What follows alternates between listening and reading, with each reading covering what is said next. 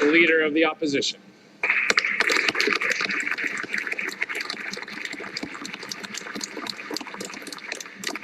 Merci, Monsieur le Président. Thank you, Mr. Speaker.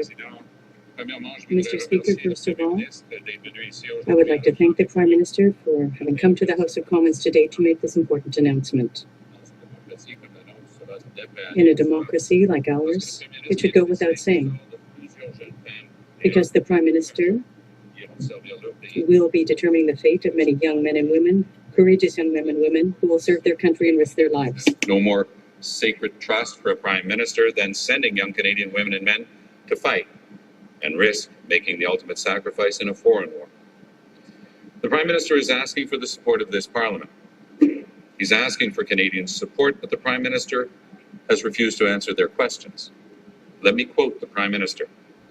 Mr. Speaker, you can understand I neither have the will nor the desire to get into detailed discussions of military operations here. Neither the will nor the desire. Here was this Parliament, and it was not just about the details. The Prime Minister hasn't outlined a broad strategic blueprint for the mission. He can't even answer basic questions about the breadth or cost of Canada's military deployment. When did Canadian forces arrive in Iraq, and how many? No answer. What contribution have our American allies requested? No answer. How much will this mission cost? What are the rules of engagement? What is our exit strategy? No answer. No answer. No answer. These are not hypothetical questions. Canada has just completed its involvement in Afghanistan. What at the beginning was also supposed to be a short-term and restricted mission turned into a theater of operations where our military personnel were deployed for the longest time in our history, 12 years, $30 billion, over 40,000 veterans of that war, 160 dead, thousands of injured, and thousands of others who now suffer from post-traumatic stress. Is that mission accomplished? Like in this case, at the beginning, the Afghan mission only included a few dozen soldiers. And 29 days ago, the Conservatives insisted that Canadian was only engaging in a non-combat mission for only a few months, with only a few dozen soldiers. The NDP had its doubts. Canadians had their doubts. The only ally of the Prime Minister was the Liberal Party, which unreservedly supported a mission that, without a doubt, was going to lead us to where we are today.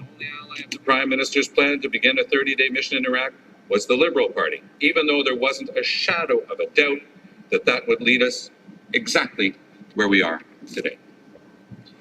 But now that Canadian troops are committed, Conservatives are telling us the mission will be expanded.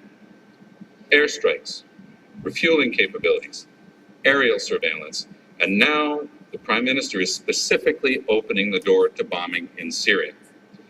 From mission creep to mission leap.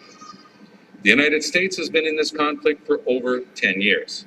They have been fighting ISIS under one name or another for over 10 years. While ISIS has renamed itself several times since 2004, Al-Qaeda in Iraq, Mujahideen Shura Council, the Islamic State in Iraq and Al-Sham, Syria. This is literally the same insurgent group that U.S. forces have been battling for over a decade. Even the Foreign Affairs Minister, in a moment of rare candor for this government, admitted that there are no quick fixes in Iraq. He called the fight against ISIS and groups like it the struggle of a generation. That may well prove to be an understatement. In one of the Prime Minister's few real answers about this mission, he said Canada would be in Iraq until ISIS no longer has the capability to launch attacks in Iraq, Syria, or anywhere else. Now he claims it'll be only 6 months. It can't be both. The defeat of the insurgency in Iraq is a goal that the United States has been trying without success to achieve since the wrong-headed invasion of 2003. All of the horrors unfolding before our eyes are the results of that failed mission.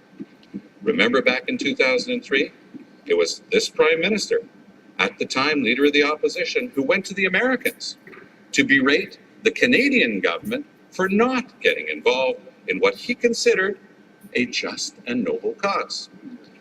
Their nostalgia is such that his immigration minister, during the emergency debate in this House just a few days ago, actually dusted off the canard of weapons of mass destruction to try to justify this war. The Prime Minister insists that this mission in Iraq will not be allowed to become a quagmire. But isn't that precisely what our American allies have been facing in Iraq for the last 10 years? Will Canada be stuck a decade from now, mired in a war we wisely avoided entering a decade ago? Do we have a plan for the war? Do we have a plan for the thousands or tens of thousands of veterans that we have the sacred responsibility to fully support in years after?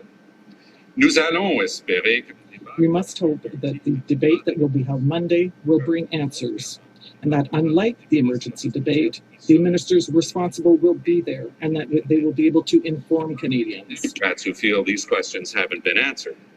A few examples. Globe and Mail. The case for Canada to go to war in Iraq has not been made. Le courage de dire non. The courage to say no, André Pratt in La Presse. The Toronto Star editorial. The Prime Minister fails to make the case for Canadian combat role in Iraq. There are dozens of editorials and opinions like that across our country. L'intervention militaire n'est pas Military intervention is not the only tool at Canada's disposal, and Iraq is not the only place where horrendous violence has been committed. In Congo, 15 years of killing, 5 million dead. But the Prime Minister has never considered military intervention in Congo.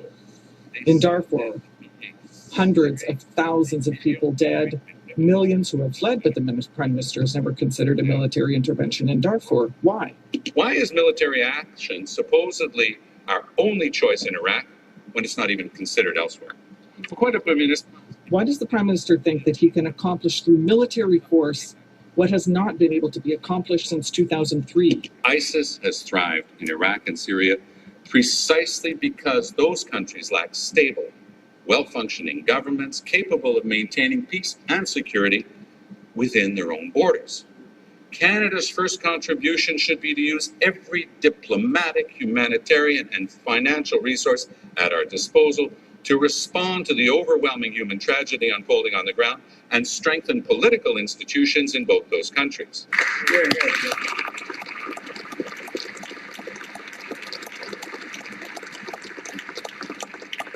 With the well-deserved credibility Canada earned by rejecting the initial ill-advised invasion of Iraq, we are in a position to take on that task.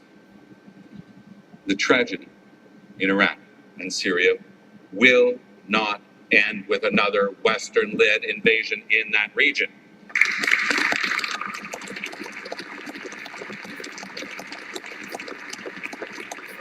It will end by helping the people of Iraq and Syria to build the political, institution, and security capabilities they need to oppose these threats themselves. Canada, for our part, should not rush into this war. Canada, for our part, should not rush into this war. Merci, Monsieur le Président. Thank you, Mr. Speaker.